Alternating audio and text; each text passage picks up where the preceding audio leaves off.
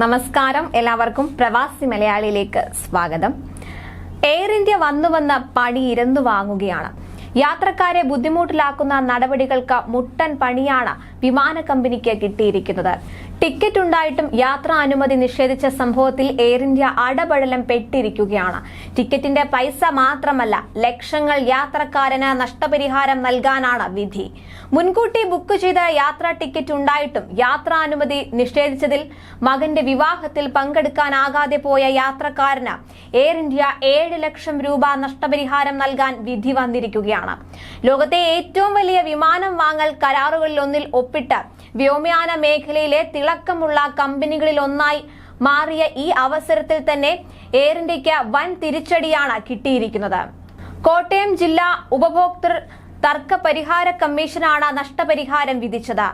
ഉദയനാപുരം തെനാറ്റ് ആന്റണി എന്നയാൾക്കാണ് നഷ്ടപരിഹാരം ലഭിക്കുക. 2018 ഓഗസ്റ്റിലാണ് കേസിനാസ്പദമായ സംഭവം നടന്നത്. 2018 ഓഗസ്റ്റ് 25 കൊച്ചിയിൽ നിന്ന് ലണ്ടനിലേക്കുള്ള എയർ ഇന്ത്യ വിമാനത്തിലാണ് ആന്റണി ടിക്കറ്റ് ബുക്ക് ചെയ്തത്.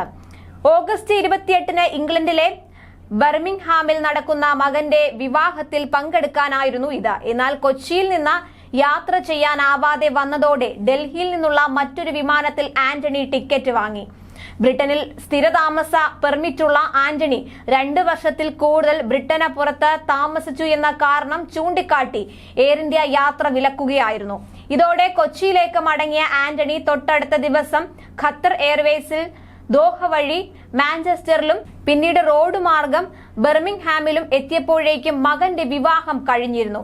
ഇതോടെയാണ് എയർ ഇന്ത്യക്കെതിരെ പരാതിയുമായി ഉപഭോക്തൃ തർക്ക പരിഹാര കമ്മീഷനെ സമീപിച്ചത്.